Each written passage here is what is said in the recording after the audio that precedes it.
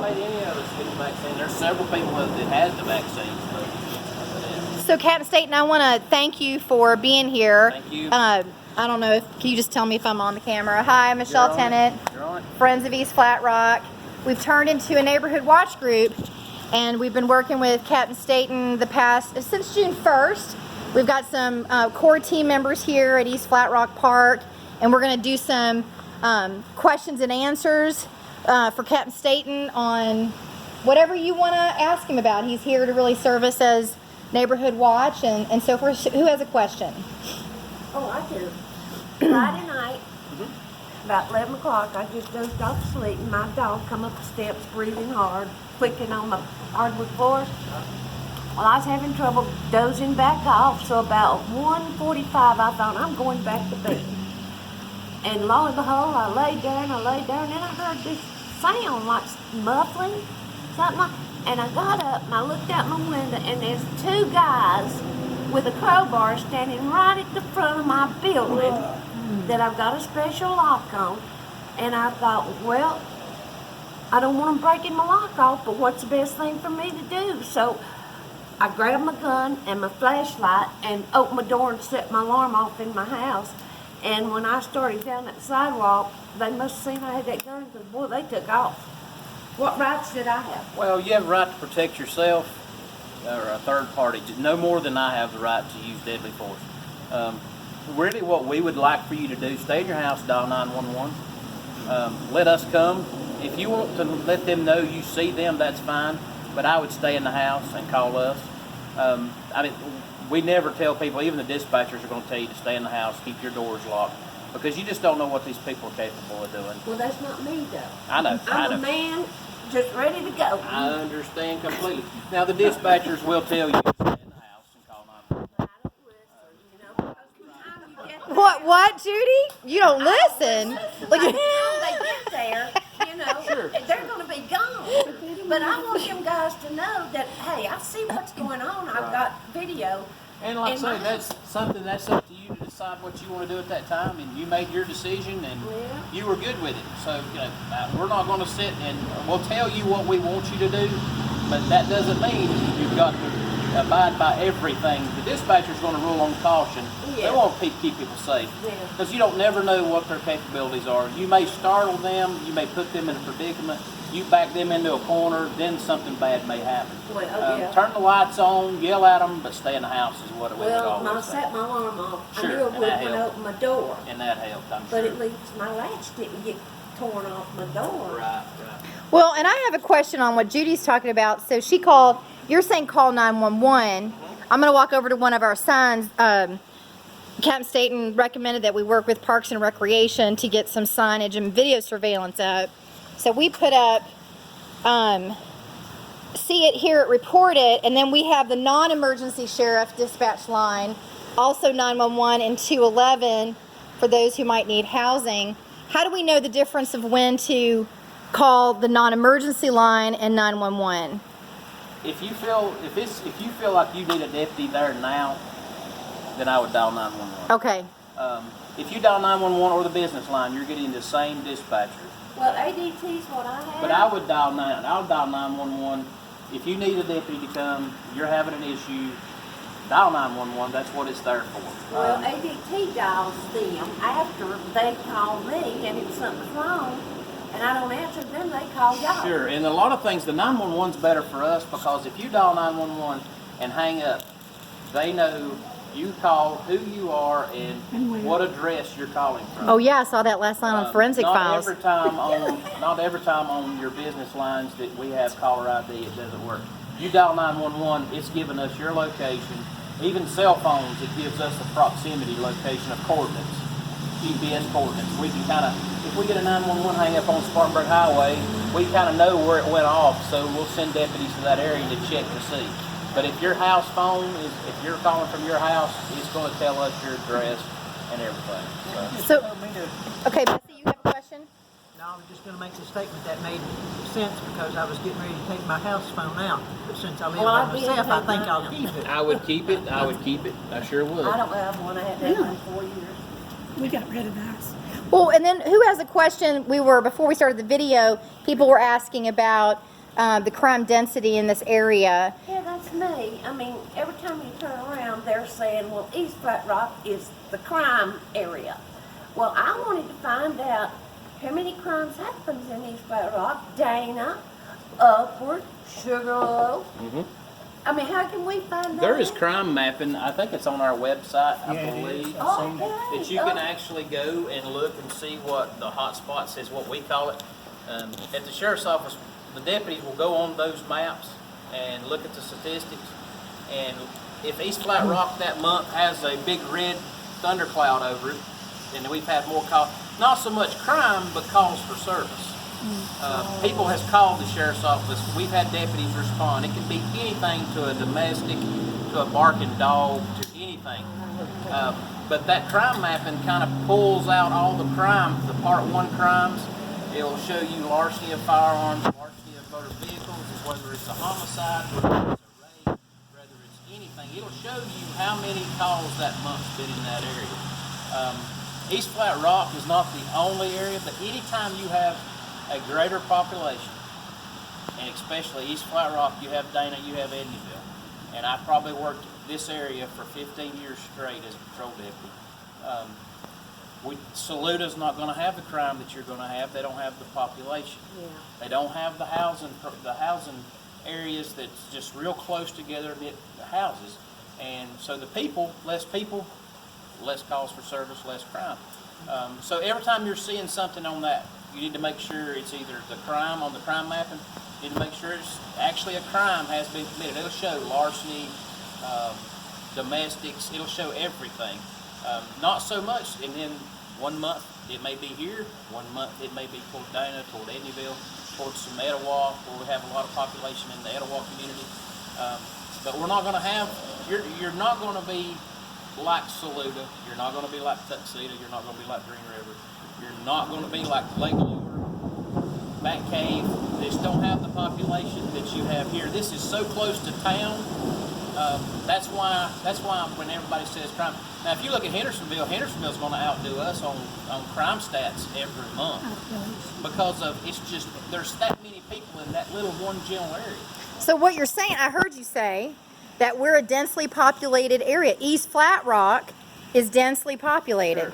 All right. They used to put it in the newspaper, though. How many That's what we've been saying. the police went out, how many calls they had. It used to come out in the newspaper, but it doesn't anymore. Newspaper's been cut, yeah.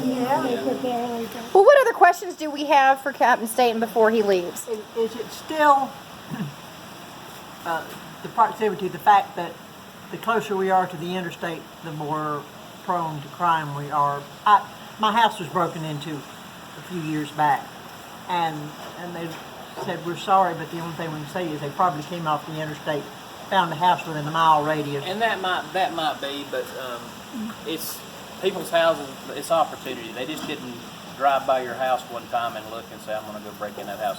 They've been by your house several times. Yeah, They we know. finally figured They that know. out. They hit I 3 of them. wouldn't really think about the interstate coming off the interstate.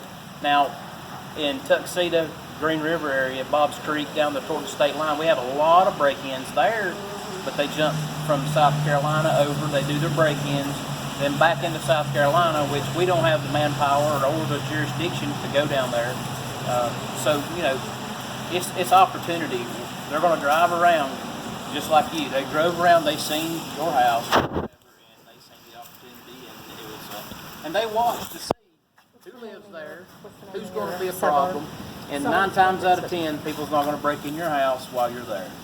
There is some home invasions that happen. They do not want, this is my opinion, and my opinion only, and talking for the sheriff's office, they're looking for an opportunity, and they do not want to have anybody bother them while they're doing it. If there's an altercation or you confront them, normally they're out of there. They don't, they just don't want that problem.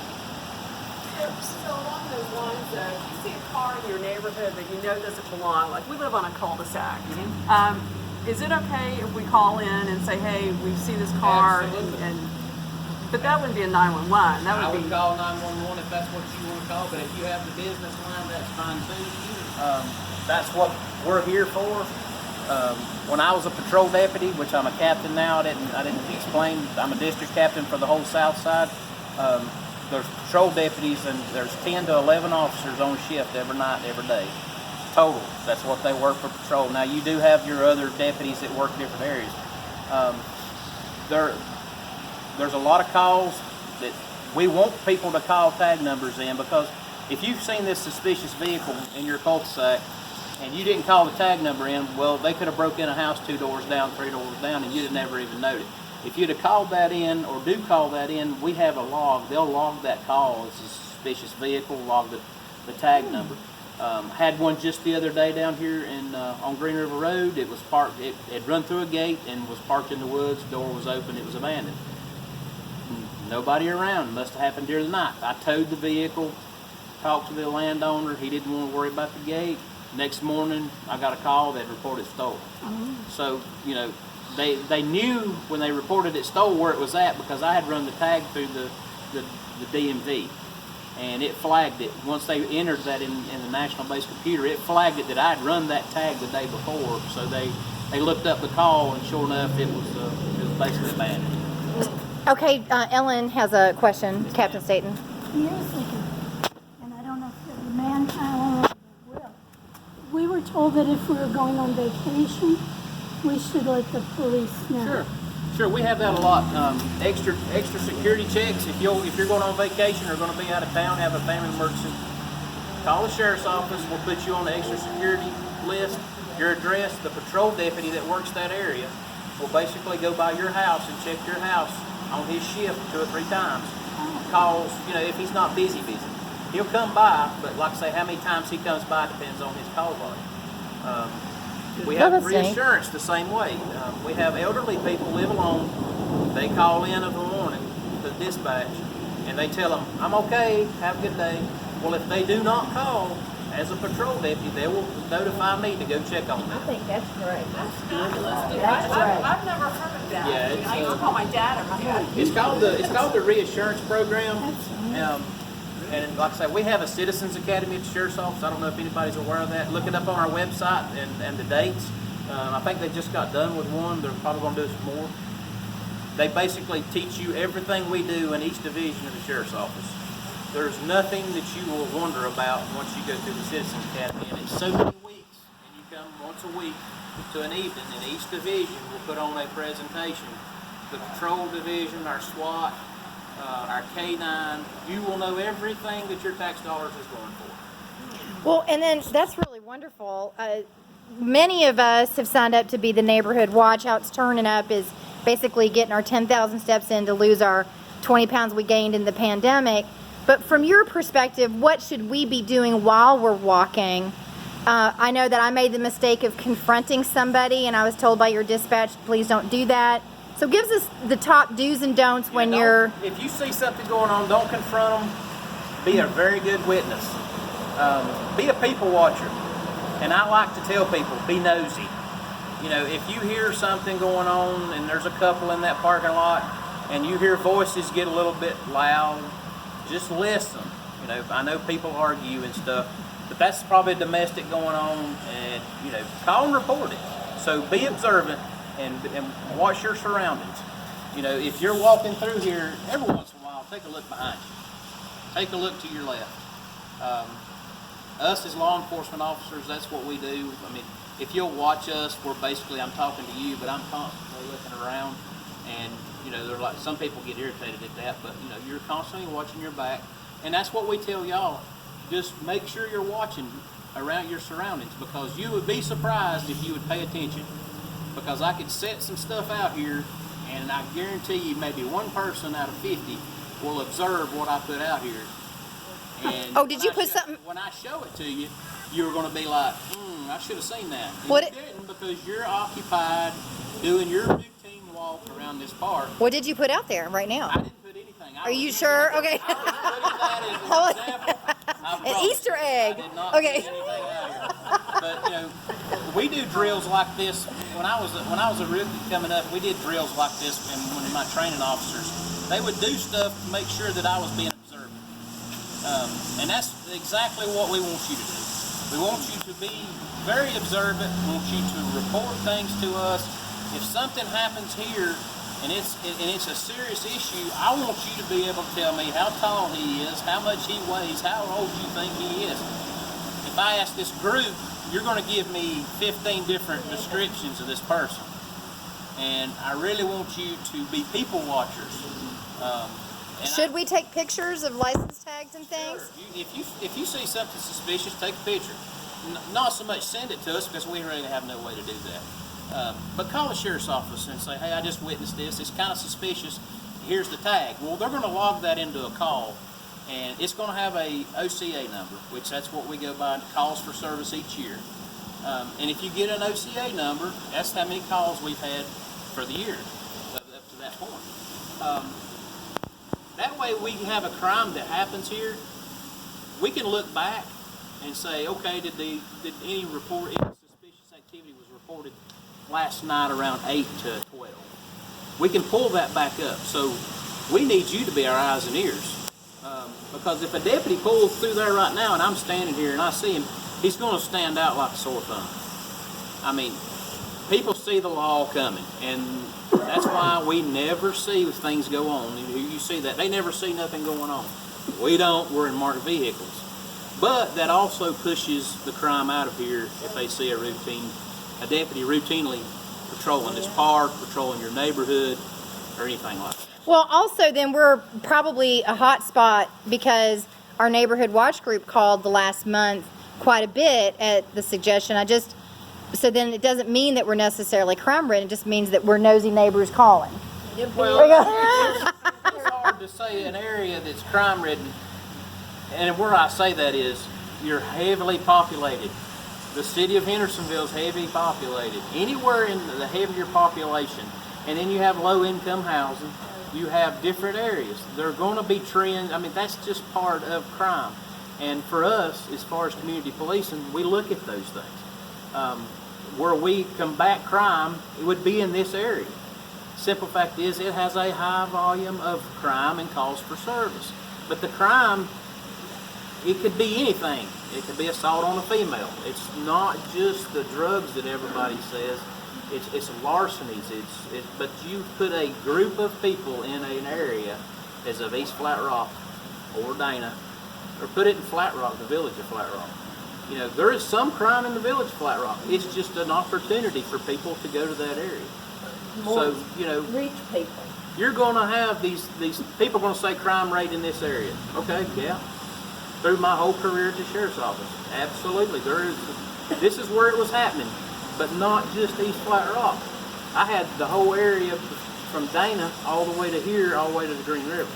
So basically, it wasn't just this general area. It was every area, all the area that I had that they strategically put areas throughout the county that we patrolled. And those areas are numbered.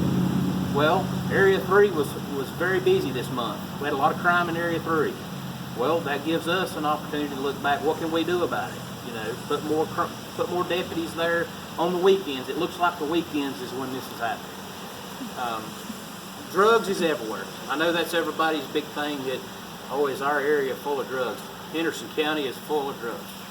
I'm just telling you, there's so many kids hooked on opioids, and like I say, I will not sit here and tell you, this is the greatest thing, you know, we don't have any crime. You do. Until they do something about opioids, the kids are getting on opioids, they've got to get their fixes, and if they can't get pills, then they're getting heroin, which is bringing heroin back because that's what they're going to use. So until they do something about opioids, you know, that's the biggest thing right now, because if they're hooked on opioids or hooked on anything, they're going to steal to get their next fix. And let me just answer what we did. I'm going to go back to the sign, just so everybody, and then Bessie, you had a question. But because of Cat and Staton's leadership, we went ahead and called United Way, the Mission on 7th, Thrive.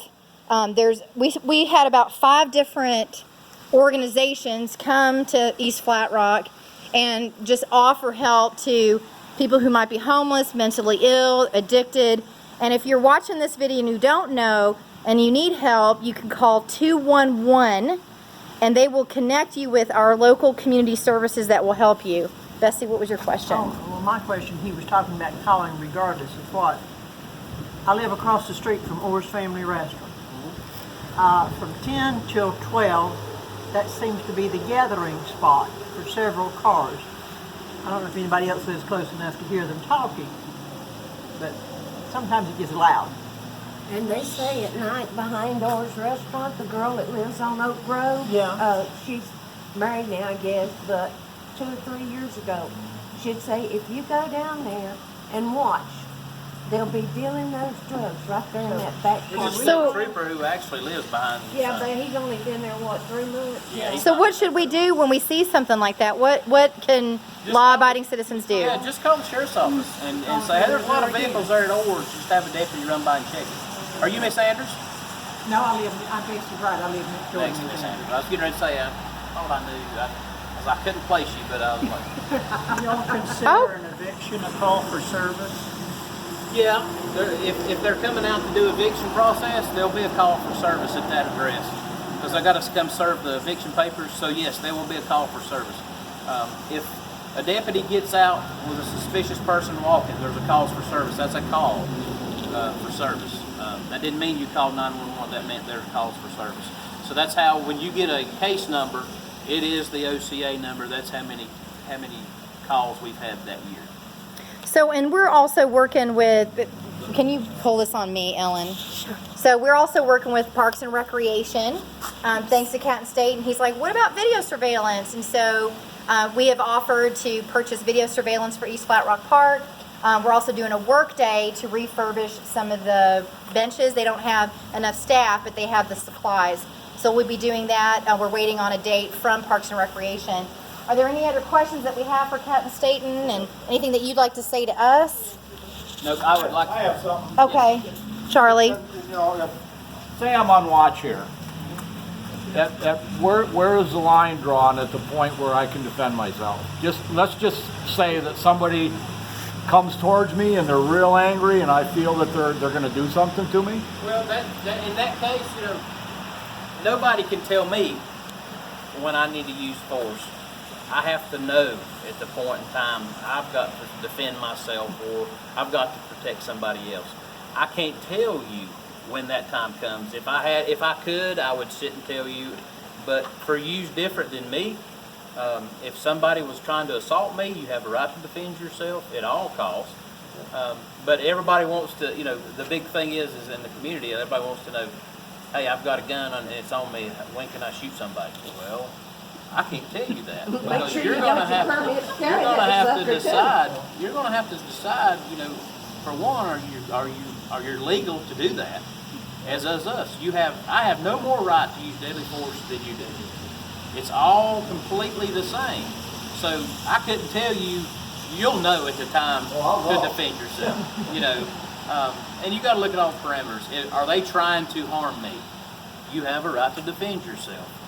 Now, for a certain person, it depends on your size. It depends on everything.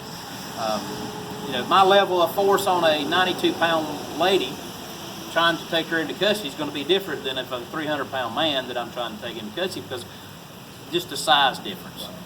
There's so much involved with that. And I wished I could tell people, this is when this happens and this is when this happens. And there's a lot of things scenario-based that you can look at.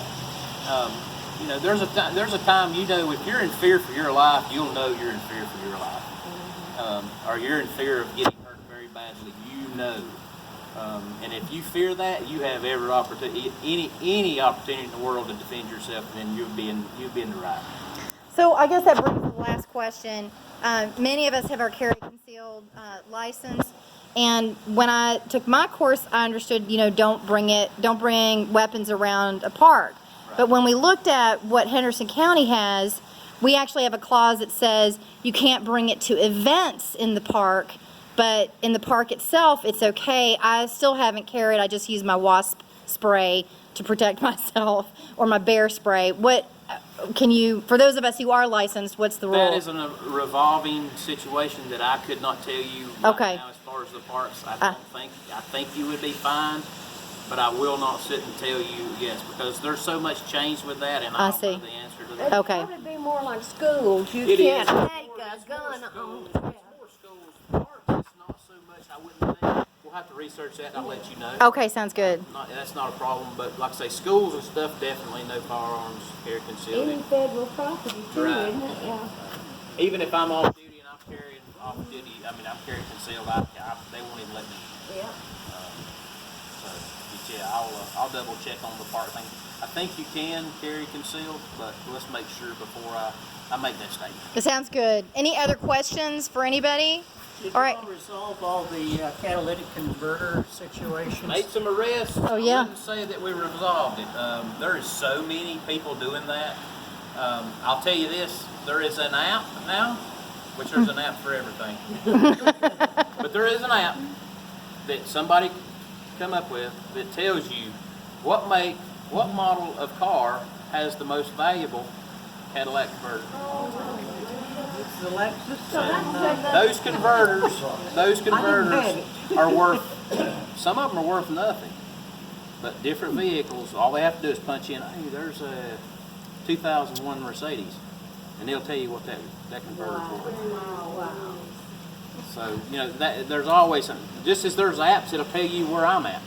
And they're If there's fast to take vehicle out of a car stops, if there's too. vehicle stops, people Don't will take report long. where you're stopped at. You can look on there. A lot of the maps and stuff, the apps are great, but the apps are really hurting us in a way. Well, I do want to end on a high note saying I don't feel, in my entire life, I feel very safe here in East Flat Rock. Thank you for your service. Thank you. Thank you. Yeah. So thank you for creating a wonderful home for us. Thank you for being here. inviting me.